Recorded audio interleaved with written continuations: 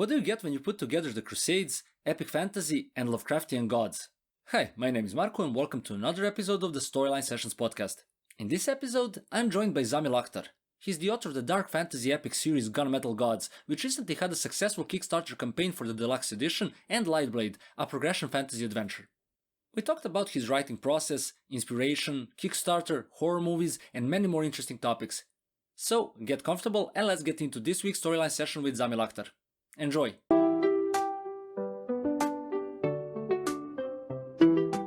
Hi Zamil, welcome to Storyline Sessions, how are you? I'm good, thank you for having me. It's a pleasure.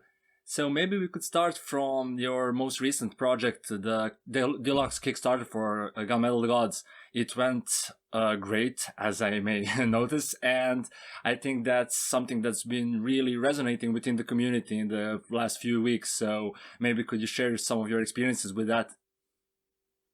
Yeah, so the Kickstarter was a really exciting project. I'd been planning it for almost a year, and I'd been getting art commissioned and the map and everything. And it, after all that preparation, we launched it toward the end of November. And, it did way better than I even expected. I think, I went in with very modest expectations, and it ended up doing really well, raising over $100,000.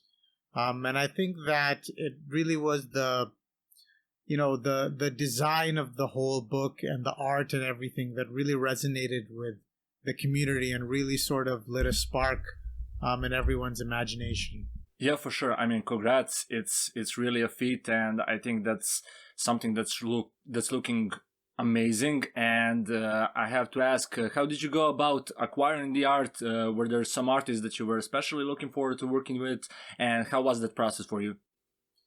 Yeah, so I started the process first of all thinking about the cover, and I went to an artist that I'd worked with before on Lightblade, Rashid Alakroka, and he had actually read Gunmetal Gods and was a huge fan of the book. And since he's such a great artist, I had him do the dust jacket cover. And that was the first piece of art or piece of anything that I had commissioned for this project. And then from there, I decided, okay, I need to get a map made. And I contacted a bunch of cartographers, and most of them actually told me no, they were too busy. So I settled on one of them, Riku, and she did a great job with the map. And then from there, one of the things I really wanted to do differently was the cover for the faux leather hard case. And I had purchased, or rather backed, the Sword of Kagan Kickstarter from Wraithmarked. And when that arrived, I looked at it and I saw that, okay, it had this sort of Japanese writing on its hard case cover. And I thought, okay, with Gunmetal Gods, we could do Arabic writing and we could do Arabic calligraphy. So I reached out to a professional Arabic calligrapher who'd done the logo for Assassin's Creed Mirage. And he was, happily accepted and was willing to do it. And he came up with this amazing Arabic calligraphy hard case design with the kraken, shaped in the form of a kraken. So it's really unique and interesting. And then from there, I contacted different artists who had worked with fellow authors who were recommended by other authors, like Andrew Molesky, Omar Barakunal, and several others. And, they did amazing work. They produced piece after piece that, scenes from the story that were just amazing. So it ended up, just being full of awesome art. And was it like you envisioned it? Did it take the direction you wanted to, or maybe did something surprise you when you saw the final product? Yeah, really, everything fulfilled my hopes and exceeded my hopes. Because when you sort of envision something and you think up, how something could look, you probably have a vague picture in your head, and you have a hope that whatever materializes will be really amazing. So everything sort of, was exceeded my expectations really, or met the highest end of my expectation. That's really great to hear. And thinking about your journey so far, you coming into the community, getting recognition and getting this way, and now completing the deluxe Kickstarter.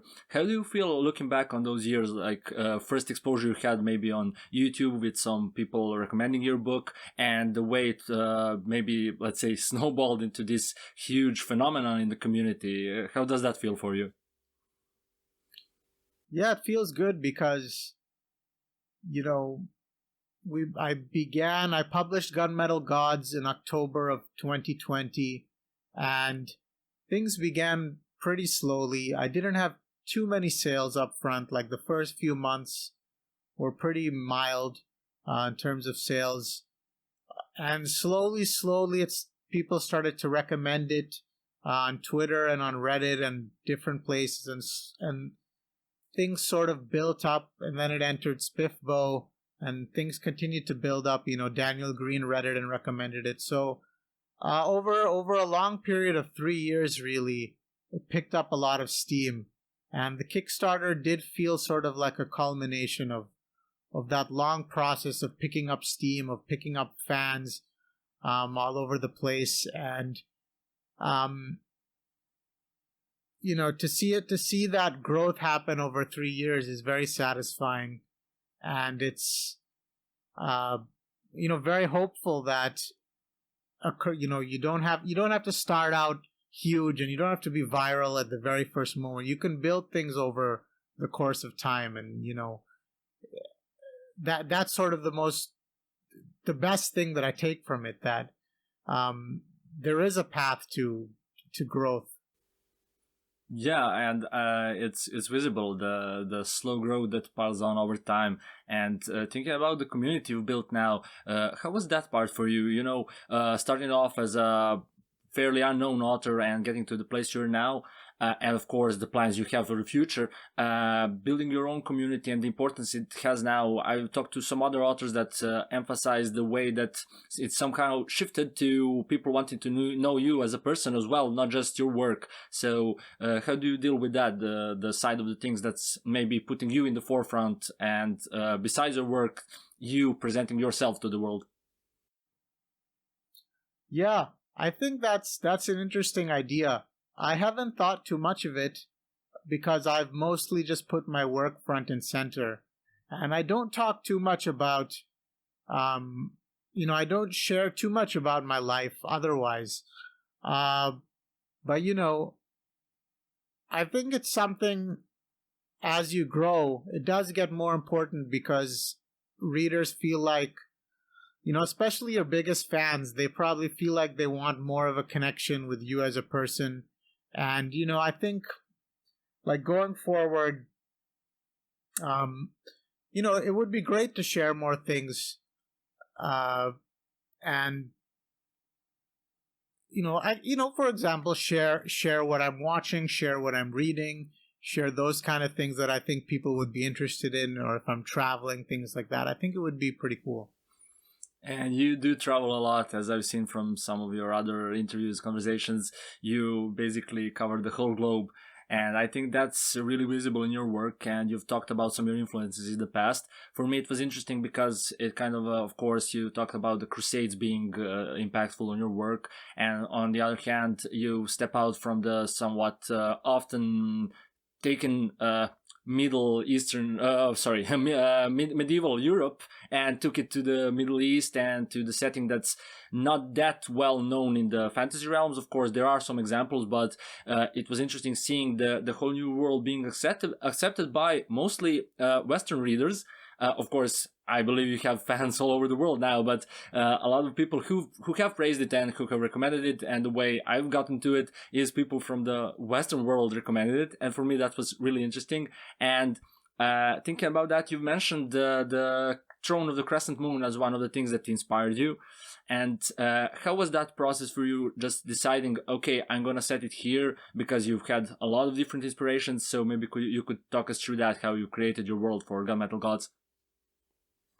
Yeah, I think there's a lot of hunger for stories that are different and stories that draw on different mythology and different history for inspiration. And I think the Middle East, especially, people have some familiarity with it. It's not like a completely strange and alien location. It's something people are somewhat familiar with, like, through the Crusades, for example. It's in the news all the time in the modern day. So people have some familiarity with it, but it's still exotic enough that it's not something that has been done to death like medieval Europe. So it's in that good sort of middle space where you can, if you create a world based on the Middle East and you make it very rich and you make it very deep in terms of lore, you can get a lot of people who are just interested in that sort of thing. And that's what I experienced. So, like Throne of the Crescent Moon, I think was a great example of a book that did the same thing. And, it that book was just amazing in terms of its world building. It really transported you into like a medieval Middle Eastern world. And that was very much a goal of mine with Gunmetal Gods. I wanted like every single detail, everything big and small to transport the reader and to put them in that world. And it's a world I think people wanted to experience because it did feel fresh and new. So yeah, that was, everything from the food, the clothes, like the mythological beings and the lore, everything big and small. It was important to make the reader, to transport the reader to that place. And I think that shows, I think a lot of people wrote in their reviews as well, and I feel that way too, that your prose is really descriptive, and the way that you, on one hand, you have the action and the quick pace, but when you do talk about the setting, the world, it really comes true. And I think that's something that's increasingly put to the side by a lot of authors in the fantasy space, that people are kind of looking for that just snappy action without a lot of prose and descriptions. And I think that you are one of the examples that it can still work, that it's not a thing of the past. Because when people talk about the older fantasy stuff, they are like, there are too many descriptions, there's just like, there are too many scenes that just set the stage. But I believe that it's one of your strengths as a writer, and I think that people agree. Do you think that's something that did you think about it when you were writing it, or you just let it come out as it would, so it comes out as a complete world? Yeah, it's all about, to me, I wrote the book and the first draft was a lot lighter on description. And when I was making the second draft and the third draft and onward, I would put in more descriptions because I wanted it to feel like, like I said, I wanted it to be immersive and I wanted people to be transported. And you can't do that, I feel, if you're too sparse. Like, sparseness does have a place in certain stories, and sparse writing can be very captivating. But for this, since I was trying to build like a Middle Eastern medieval fantasy world, and it's not something people are too familiar with. Like if I say, for example, it's a house. Okay, there's a house over there. The character walked into the house. Most Western readers will just imagine like a Western house, right? So I have to add some details to show them that the house is more Middle Eastern. Like, okay, it's made of mud brick. It's got these merlins on the top. It's made of limestone. That's another one I use. It's a very Middle Eastern sort of stone that is common here. Different things, different descriptors that I have to add so that readers know, okay, this is different. This is like a different sort of world that I want you to imagine in your head. Yeah, I think that's really, when you say it like that, it really makes sense, because we have a bias as readers imagining things that are close to us, even in fantasy, so that checks out. And talking about your process and drafting, I think you mentioned also in one of your previous conversations that I've watched, is that you rarely do full outlining. You kind of didn't plan out every point in the story. You just kind of figured it out as you went. How's that changed throughout your 3 books and later the novella and now the Lightblade? Do you tend to more focus on those points now? Do you change the way you write, or is it kind of a exploratory type of writing? Yeah, so I usually always have some key scenes and an ending in mind when I write. So I'm always trying to build up to some key moments that I think are really like amazing, and also, ultimately build up to an ending. But I don't plan in great detail how I'm going to get there. And for me as a writer, how I get there is, part of the process where I sit down and I actually write, and I actually decide, what's going to happen in this chapter and this chapter. And that happens fluidly as I write towards certain things. So it's sort of a hybrid process in that sense. And it hasn't really changed as I write more books. I'm still hooked to this process, and I still find it to be the best process for me, because there's a lot of power I feel in spontaneous writing and spontaneous inspiration that you get as you write, where if you plan things too much to the minute detail, you can sap your writing of that power.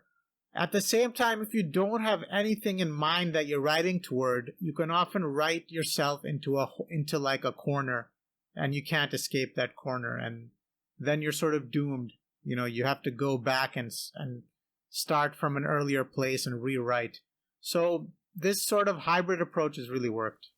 And did you change POVs during writing? You have some characters telling the stories, but was it always going to be from those perspectives, or did you figure out along the way, okay, this could maybe work better if I shift the perspective to another character? Yeah, I do try to think about perspective a lot. So generally, with the Gunmetal Gods saga, each book has had maybe 2 or 3 perspectives. And I think very carefully when I'm approaching the book at the beginning, like which perspectives do I want to include? Whose story is it, basically? Who's the most important player in this story, and therefore should have their perspective, included. But once I begin the story, then it's pretty much set. Like I'm not an author who will throw in like a random perspective in the middle of the story. Like the perspectives that I've decided on, I stick to, and I keep the story through the lens of those characters. And thinking about now, going back to the influences of the historical periods and things like that, and we talked about just how you shaped your world based on that. Are you a fan of historical fiction? Have you thought about going into that? Because you do kind of play around with some tropes that were historical on one side, but maybe going into full like historical work. I've thought a lot about historical fiction, historical fantasy in particular. And I think it's a lot of fun, but it's also, as a writer, it's daunting to write a story in history, and because you have to get like every detail right, basically, or someone is going to catch you, right? Like, oh, this thing wasn't invented until 200 years later. Why is it in your story? Right? So you have to do very exhaustive research and very careful research. And for me, that sort of takes the spark out of writing, because I still want to make up a lot of stuff and have fun making up stuff, especially in world building, making up like cities and countries and technologies and mythologies, and that's a big part of the fun. So I feel like historical fantasy sort of steals that fun away a little bit. So I think I'll stick to full-on fantasy. And thinking about the world building aspect, and now more recently into your Lightblade novel, I think that's that the gaming influence comes through a lot in that way. Thinking about the basically process of shifting the world around the character, and I think that the Lightblade has been described as a kind of a progression fantasy, if I'm right. And do you take that into consideration when writing? How do you perceive the world when you write it from that perspective? Yeah, that was a very different book to write than Gunmetal Gods. And it played with a lot of different tropes, like you mentioned, the gaming trope. And it was interesting to approach a story with that in mind. It was totally different than writing Gunmetal Gods, but it was also fun in its own way. And I think, it's something that you either like it or you don't. So not all of my Gunmetal Gods readers liked Lightblade, and I didn't expect that to be the case. But I enjoyed writing it, and I enjoyed the idea of a hard magic system that was sort of like a video game where you get stronger, and it was interesting to write that sort of thing. But yeah, it's very different. And how do you go about creating your magic systems? They are quite different in Lightblade and Gunmetal God series, and especially in Gunmetal God series, they were kind of a really visual in a sense, and I think a lot of people latched on to that. Of course, the whole atmosphere of the book, but the key points of the magic system were really unique. And what process was for that? Do you kind of map it out, or did you just go with this is a cool idea and see how it works in the story? Yeah, so it's with Lightblade and with Gunmetal Gods, the approach is totally different. With Gunmetal Gods, like you said, the idea is for the magic to be really cool and really, just like, you want to build a lot of these epic moments that I build up to, they involve the magic. And it's also sort of sparse in the sense that characters aren't doing magic all the time. But when they do use magic, it's in a big way, and it has a significant sort of effect.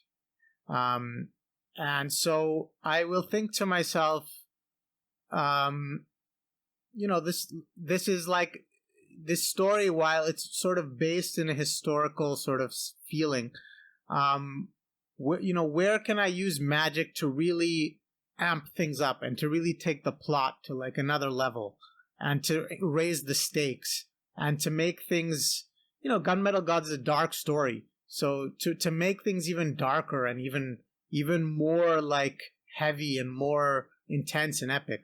So that's sort of the approach to magic. And there are these key moments, like I said, where magic is used and it has that effect. Whereas with Lightblade, it was very different. It was more like, okay, this character is using magic and they have to keep getting higher level skills and higher level abilities, and they have to just keep improving their ability. And this has to just keep happening throughout the story. Whether it has a big effect on the plot or not, it just has to keep happening because that's what progression fantasy is about. And is that something you enjoy yourself, especially those types of games, the RPGs? I can assume that's something you're really fond of. Yeah, I do enjoy that a lot. It's a satisfying thing when you're playing a game and you power up and you gain a new ability, and it's very cool and it helps you progress in the game. I think that's what progression fantasy is all about, but in book form. And readers get really addicted to that sensation, that feeling of the character getting more powerful and being able to progress in his goals with those new powers. Yeah, it's almost like a solo RPG adventure for yourself. You sit down and you go with it and see where it ends up.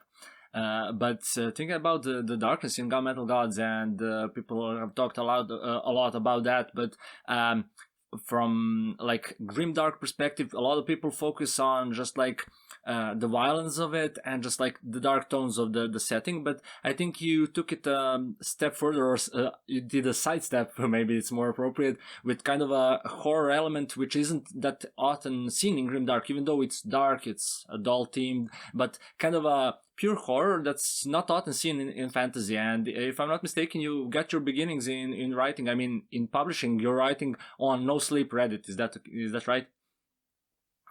Yeah, I used to read No Sleep Reddit a lot. I still do, and the stories are not typical horror.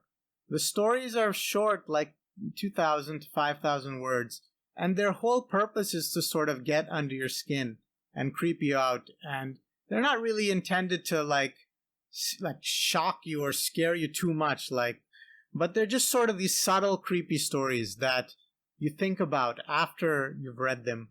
So that just appealed to me a whole lot just as a writer. And I'd read so many of these stories that I just started writing them.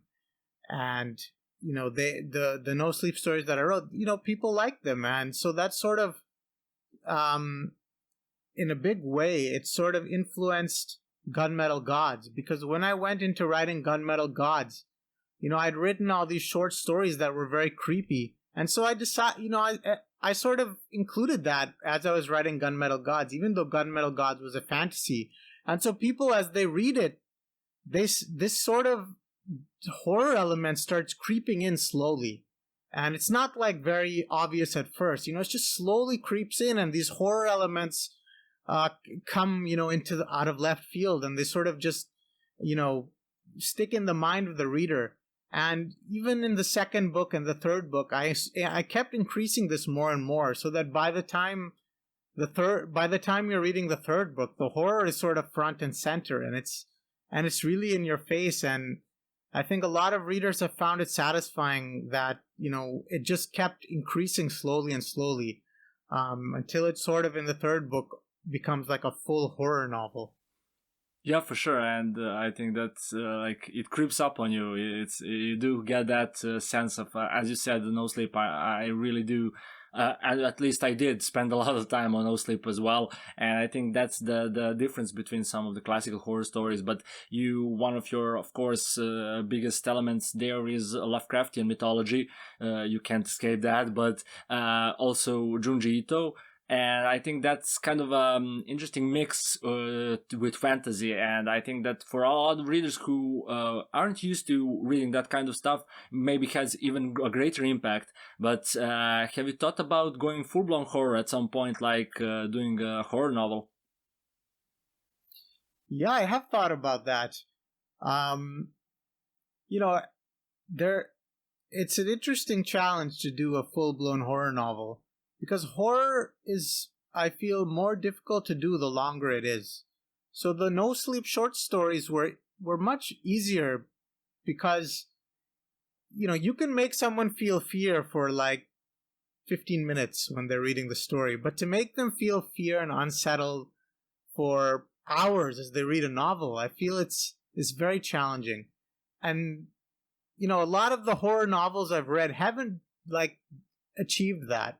And so for me to sit down and approach that, I would want to succeed in that task. And I think right now I just don't know how to do it. It's very, I find it very difficult. And I just find the short, more sort of insidious underlying horror more satisfying. And it's funny because, like Stephen King, for example, he writes these novels that are, I think, more like character-focused novels with horror underneath the character drama. And that's very that's been very successful for him. So if I was going to write a horror novel, that would sort of, I think, have to be the approach. But it's a very, very new sort of world for me. So I think for now I'm not planning to jump into it, and I'm going to stick to fantasy. And sticking to fantasy, what is something you enjoy in modern fantasy? What are some of the subgenres or tropes that you really do find interesting, aside from the things you've already kind of implemented in your work? Yeah, I think fantasy always, there's a timeless flavor to it. There are tropes that are classic, that crop up again and again. And there are also tropes now that are sort of new, and that are authors are, always sort of breaking new ground with new ideas. So you have both ends of the spectrum in fantasy. Like, Cradle, for example, uses a lot of, I think, tropes that are new for Western fantasy readers in particular. And then you have classic fantasy that's, still really succeeding. And so there's just so much you can do in the genre. And I think it's easy to find a niche and to find a place somewhere in this spectrum, which is why I think fantasy is really exciting. You could have a dragon in your story, or you could have like an airship, or you could have like, I don't know, Cthulhu. So there's so many things you could have in your story, and the best part is that there are readers who are there for it. There are readers who will get excited about those tropes. Yeah, and thinking about like people using tropes in different ways, I think there is a place for them. But also, I've discussed this as well with some other authors. I kind of feel that a lot of people are just playing it a bit safe and with work as your own, and some stuff that we're really seeing blow up in the last couple of years. You constantly, on one hand, see the shift that people do tend to pick up some original stuff, different settings, but there is a lot of stuff that's kind of by the book. And for me, that's interesting, kind of seeing it, especially in the self-publishing place. If somebody's looking for a traditional publisher, of course they maybe look what's popular right now, but on the other hand, if you're just going at it alone, it's interesting seeing people just tend to some same stuff. And I was wondering, why do you think that is? Why are people trying to still somewhat play it safe, even though we see stuff that's quite different gather success? Yeah, readers will say a lot of the time that they want something new and they want something fresh and innovative. But actually, a lot of the time, what they do want is the old thing to feel new. So they want to feel the same way they felt reading Lord of the Rings for the first time. But if they were to read a book now that is just a pure imitation of Lord of the Rings, it wouldn't do that for them, because it's just an imitation, and it's not bringing like anything fresh to sort of titillate them, to excite them. So a lot of, I think, what you have to do, and I think when you see an author really succeed, this is what they do, is they take something that, is timeless and has worked again and again in the genre, but they make it feel fresh. And, that's, I think, it's sort of a gold mine. It's sort of a very good path to success, but it's very difficult to do. And you can try it and you can end up just feeling too familiar and too sort of, too much of an imitation, or you can do it and it'll feel like it'll feel too sort of new, and it'll have tropes that are just too unfamiliar that people won't really enjoy it as much. So yeah, fantasy is all about mixing old and new and trying to make, trying to make people feel the way they did when they read Lord of the Rings. I think that's what every author is trying to do, but in a different way. Yeah, I think that's really a great point, and tending to that feeling. And with my previous guest, I discussed the adaptations of the Wheel of Time series, and a little bit earlier the Rings of Power, and the kind of thing that they do feel like an imitation more than an honest retelling or adaptation of the story. And I feel that a lot of people didn't click with that, which is interesting to see, especially with the Wheel of Time and people so much hype behind it and people expecting something of it. And what do you think is missing from those adaptations, or maybe you like them if you've seen them? Yeah, I've only watched a few episodes of Rings of Power. I didn't watch any Wheel of Time. I was not impressed with Rings of Power. There are so many ways I could criticize it. And I think that,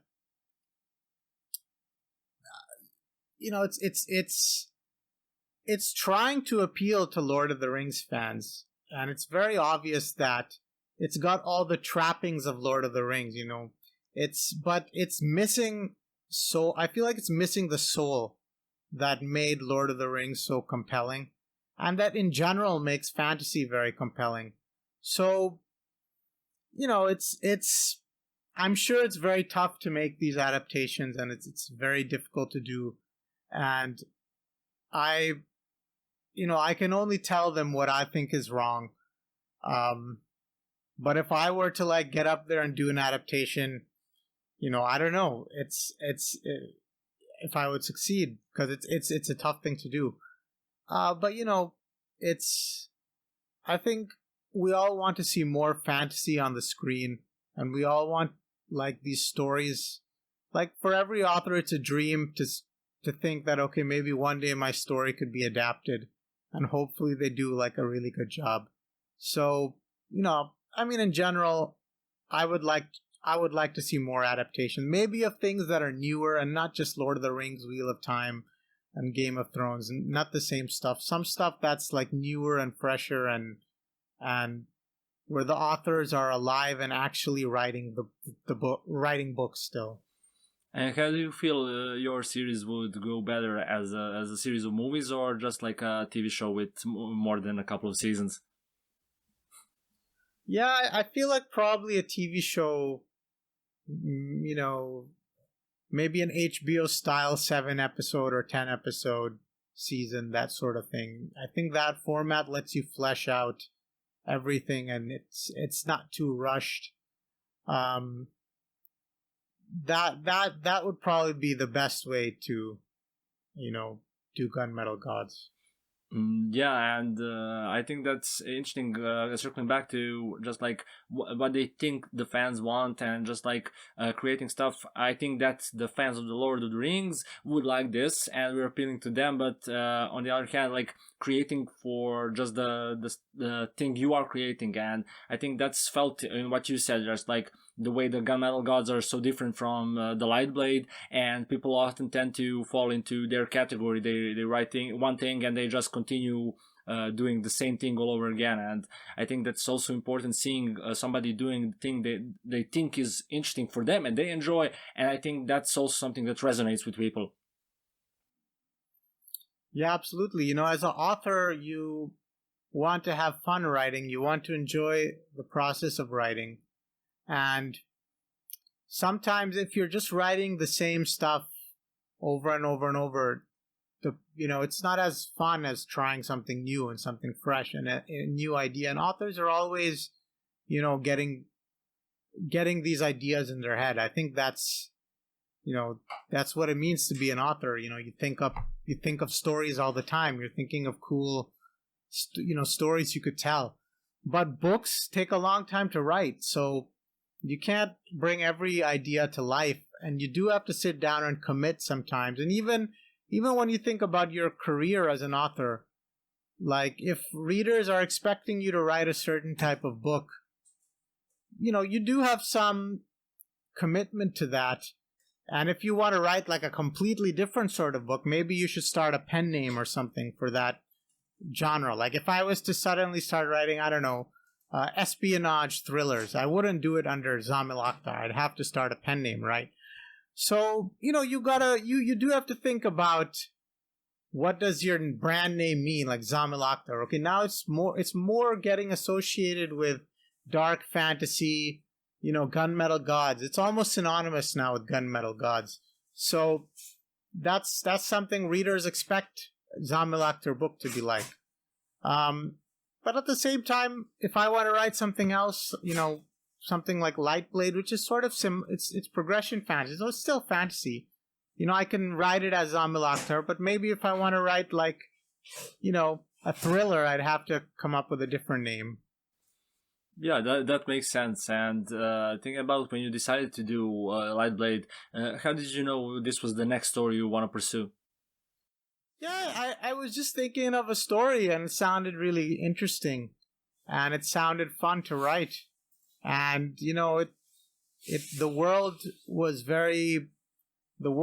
really big in my head. I could imagine so many things, and cyberpunk. This is not like when I wrote Lightblade, I'd been thinking about this world for a long time.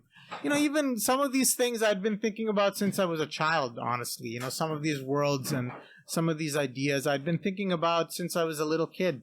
So Lightblade was sort of a strand in my life where I'd been thinking about, okay, what if there's a character who he lucid dreams, and when he dreams, he goes to these amazing places, and not only is he there, he can meet other people there, and they can share these dreams, and they exist in like a different space.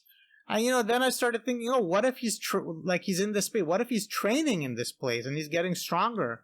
And and all sorts of ideas came into my head. What if there's a light-based magic system where he's absorbing light from the sun, and it depends on the color, and what he does depends on like the wavelength of light he absorbs. So it's like all these ideas were in my head. So I had to sort of write this book to give these ideas life.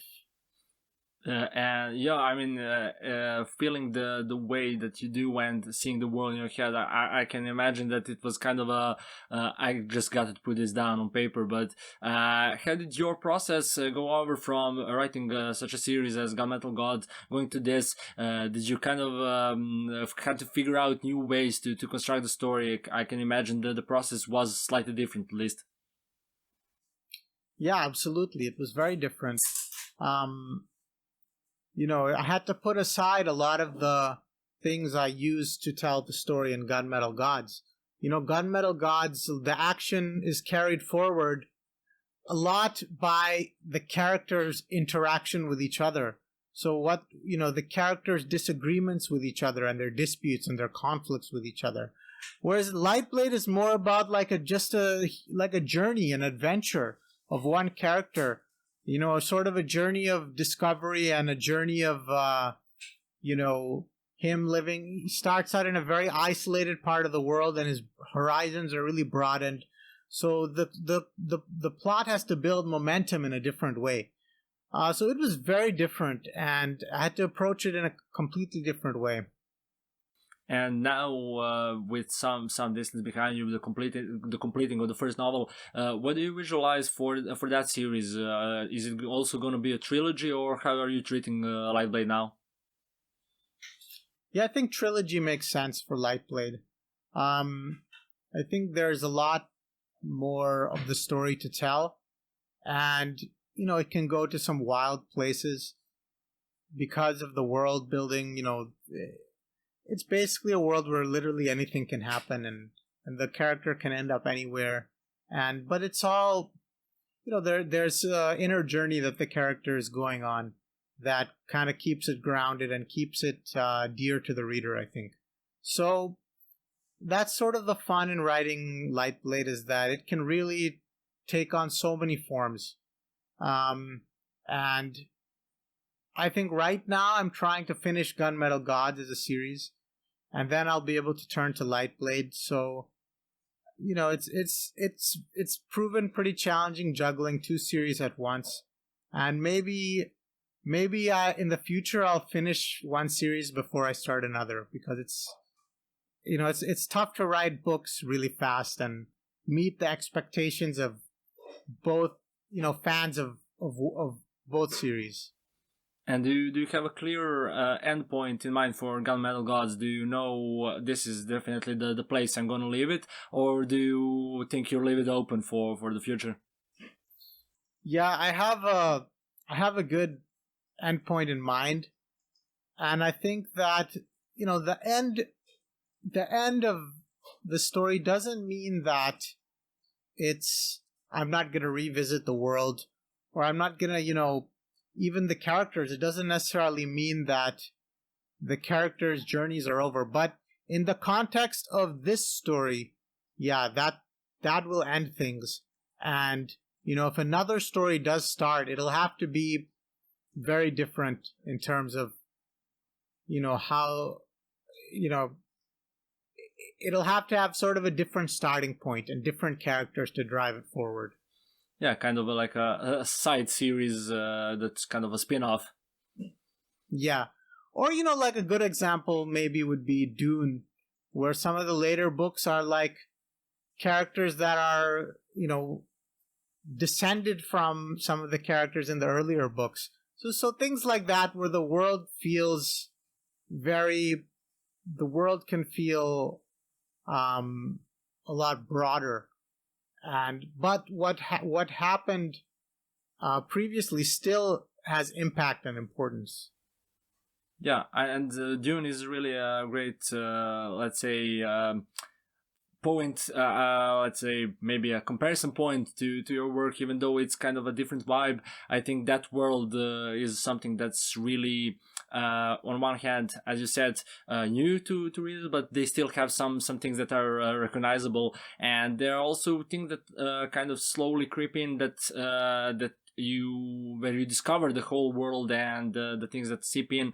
And I think that's something you kind of really, as your series progressed, really did get a great grip on. And for me, it was kind of it started as okay, this is this lane, this story, and it sprawls out into a lot of different stuff. And I think that's really great, and especially thinking about how you didn't do point by point outlining. It really fall down completely when you revisit it. It really looks as you've known every point from the start, and I can imagine that's due to extensive edits. And how does your editing process for a series such as that look like? Because you do have a lot of things to keep track on. Characters, the mythology, the magic, and what was your process on that to not, let's say, slip up on something? Yeah, the editing process that I use is very exhaustive. I think it's maybe 20% is writing the first draft, and then 80% is editing. I have a lot of beta readers, and some of them know the story better than me, if I'm being honest. Like, some of them, they will remember details that I overlooked, and they'll point it out to me, and then I'll be like, oh yeah, you're right. Like, I said this in book 1, and here's something that is contradicting it in book 3, so I have to fix that. So it helps to have other people who are, also watching out for that stuff, because by the time you get to book 3, there's so much detail that is built up, it's hard to keep it all in your head. And, even if you make a lot of notes, it's hard to make notes of everything. There's so much there. So it helps to always have other eyes come in and help you out in this task. And I think it's almost impossible to do it without that help. And yeah, editing is just big. I spend a lot of time on every, even on every sentence, on every word, and trying to polish the book as much as I can. It's some of it is perfectionism. And at a certain point, I have to tell myself, okay, that's enough. It's good enough now, and let's publish the book. And did you get better at finding that point when you say, stop, this is as good as I can get it at this point in time? Yeah, I did get better. I think there's a certain point where you're hitting diminishing returns, and you can make all these small little word changes and stuff, but the readers aren't going to care. So I've gotten better at realizing when that point is, and then just saying, okay, this is really good now, and everyone is going to be happy, and it's time to publish this and move on to the next project. And talking about publishing, as we've seen with your Kickstarter, and now generally the indie community is moving in some good directions, I think. What do you think now about the traditional publishing and the layout of the market? How do you see your career moving forward regarding that? Yeah, the Kickstarter has been massive for me, because it's a way to for most self-published authors, we are so tied down to Amazon that basically we're working for Amazon, frankly. We're like employees of Amazon, basically. We write these books and we put them on Amazon, and Amazon pays us. But who's really benefiting is Amazon, right?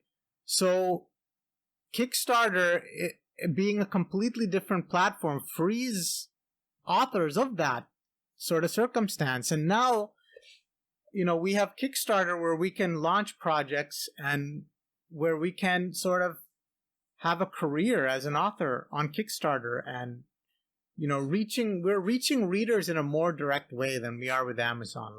we can actually talk to these readers. We have their contact information. We know who they are. And we can have a conversation with them, and we can find out what they like and what they want, in going forward. And that to me has been like career changing. And to have, so I think this is a real big thing for self-pub authors, and which is why you see self-pub authors launching so many Kickstarters. It's huge. It's massive. It changes the paradigm. So, and I think going forward, you'll see a lot of authors not launching first on Amazon, but launching first on Kickstarter. And this is already happening with like Rob Hayes, who, he had that Kickstarter recently, and he launched his book there. So it's a very exciting time, basically, to be a self-pub author and to have this new avenue open.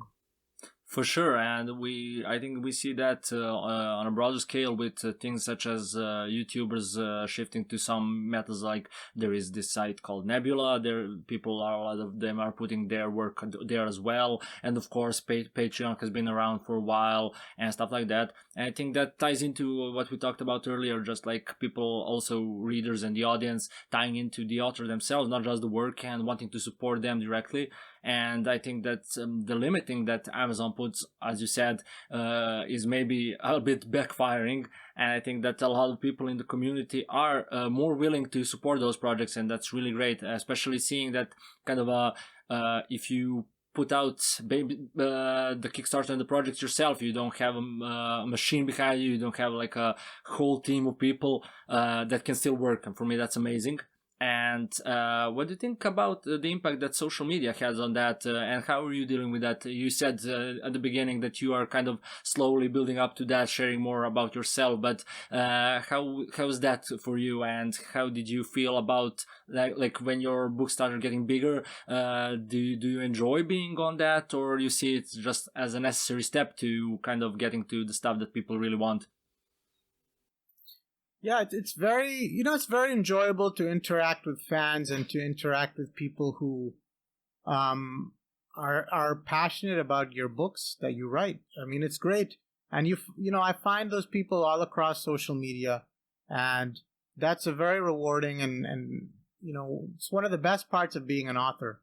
And of course, social media has a lot of its downsides as well. You can get, even as authors, we can get addicted to social media. We can get addicted to scrolling our Twitter feeds and our Instagram feeds. And, so it's something that you have to approach carefully. And, you sort of have to take the good parts of it and leave the bad parts. So for me, yeah, like the good parts are what I described, just getting to talk to fans and getting to, just talk to people in the book community in general, everyone who's passionate about fantasy and books, and just reaching out to these people and just being able to talk to them, and when I'm on social media, I don't try too hard to like sell my books, a lot of times it's just having a conversation. When I have a new launch, like the Kickstarter, of course, then I'm talking about it nonstop, I'm trying to show people what it's got and everything. But otherwise, when during these down periods where I don't have a launch or anything, yeah, it's just going on there, talking to people, vibing with people, and it's great. It's nice to have that community. Yeah, for sure. And when you think about like the numbers, people often get so caught up in the numbers and building like these huge followings. But we've seen with your success so far that you don't need like millions of people following you for it to be a success. And for me, that's also showing that people do value those connections. And when you have the community that's kind of tightly knit, and that people do enjoy the conversation, and you really do see that they are true fans, and people who do enjoy these things are maybe even more tied into it than just looking at a mass of people and just, oh, if I could send a newsletter to 300,000 people, that would solve everything.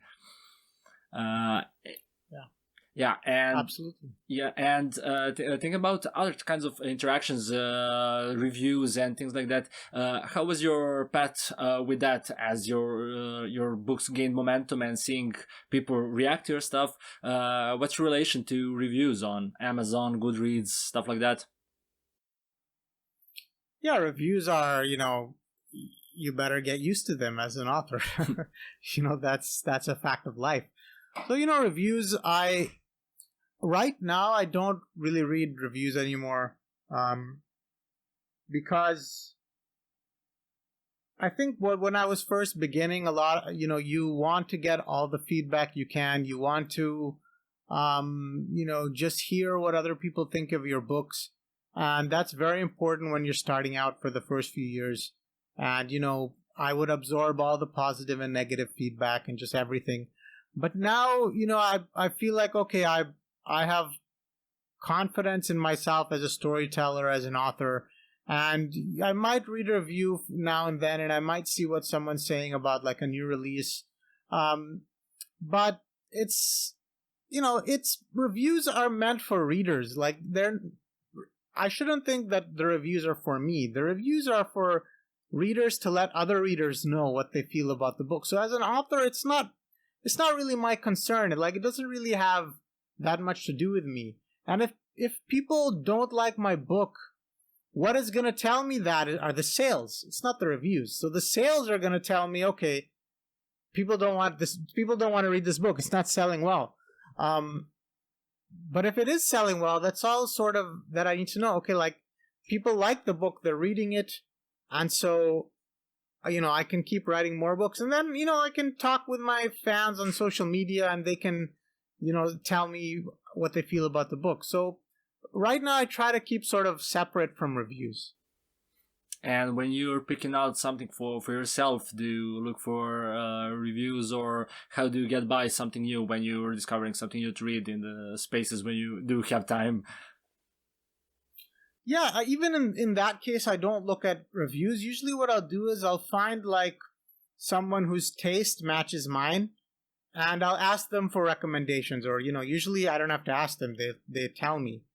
And that's always been where I found my favorite books. Like, usually if I go at reviews and I say, okay, this is rated like 4.7 on Goodreads, and like I start reading it, I'll immediately feel like, okay, this might not be for me a lot of the time. Whereas sometimes I'll see a book, sometimes someone will recommend a book and it's rated like 3.8 or something. And, if you go on the Goodreads page, like the first 5 reviews are like 1 star. But it has things that I like and that I enjoy and that, appeal to me. So I think that's sort of how I approach reading as well, is I look for things that I enjoy. And horror is a good example. A lot of horror stuff is rated very low because, like the average horror movie, for example, has like a 5 on IMDb. But for me, those movies are like a 7 or an 8 because I love horror, right? So that's sort of how it is. Yeah, for sure. I was just thinking about the example of horror movies on IMDb, as you said it, because, even the top-notch horrors rarely push past 8, 7.5. But I don't think I've ever seen one maybe, like past 8. Even the things that are mostly loved in the recent years, like Hereditary or stuff like that, they have 7 point something. And yeah, it's interesting. But do you have some hidden gems to recommend, either books or movies that are far more underrated than they should be? Oh, hidden gems. That's an interesting topic. For horror movies, if you have a Shudder subscription, there's a movie called Caveat, which I enjoyed a lot. And I never hear it being discussed, but it was one of the horror movies I enjoyed the most. It's very, very different and like very slow burn horror. I've watched like every horror movie there is. So a lot of the smaller ones have left a big impression on me. I don't know, Lake Mungo is another one. So there's all these like really cheap budget, like low budget horror movies that I've enjoyed, and I could probably talk about them all day. And even for reading, it can be similar because I read a lot of indie books, and I enjoy, like, I love, these indie books are not super well known, but they're some of my favorite, favorite books. Like for progression fantasy, the series written by Travis Riddle called the Jekwa series. He's still writing it, but he's gotten like 4 books out. That's like one of my favorite like book series overall. and it's just written, by an indie author. So yeah, it's like a hidden gem. What else? So 11th Cycle by Kian Ardalan, another one you could say that's a hidden indie gem. Very Lovecraftian, Dark Souls inspired novel that I really enjoyed. An Altar on the Village Green by Nathan Hall, that's another one. Again, it's a Lovecraftian sort of Dark Souls inspired book. So there's just too many. Yeah, I mean, those are some great recommendations. Some I'll add to my TBR as well. I think that I saw the movies that you mentioned. Is the caveat one with the house and the older woman who's living there? Is that the story? Is that one? There's the guys in a house, and there's I think she's like a young girl. Oh yeah. Or like a teenage girl, and she's like super. The guy is like tied up, basically. He's like on a tether. Oh, yeah, that's the one. Yeah. You remember that one? I saw it, yeah. I watched that movie like 3 times because it's got like a lot of hidden hints, like subtle hints in the movie. And, I don't know. That was one that I just enjoyed a lot.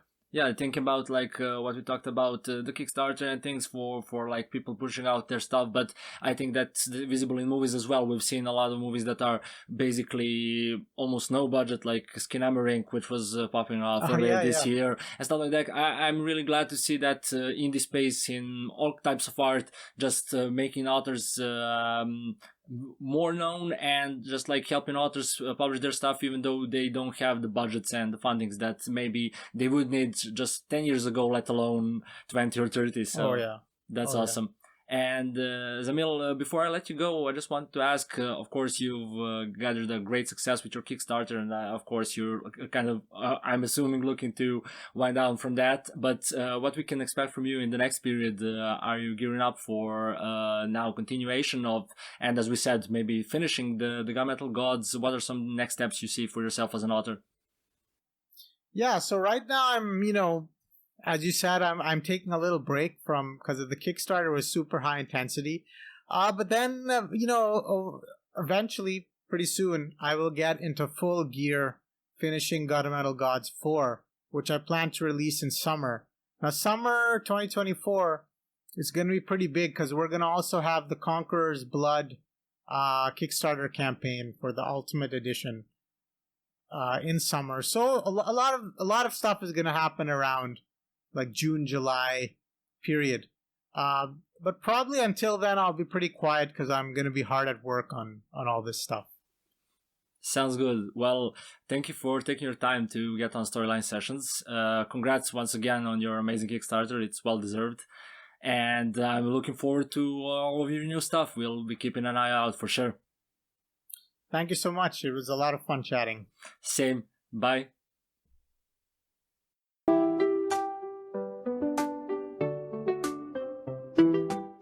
Thank you for tuning in to another episode of the Storyline Sessions. I hope you enjoyed our talk. You can find Zamil on his author website and Instagram. I'll link both in the description. If you're interested in storytelling and creative writing in any kind of media, keep following the Storyline Sessions both here and on Instagram. My name is Marko Bogdanovic, and I'll see you next time. Keep creating stories.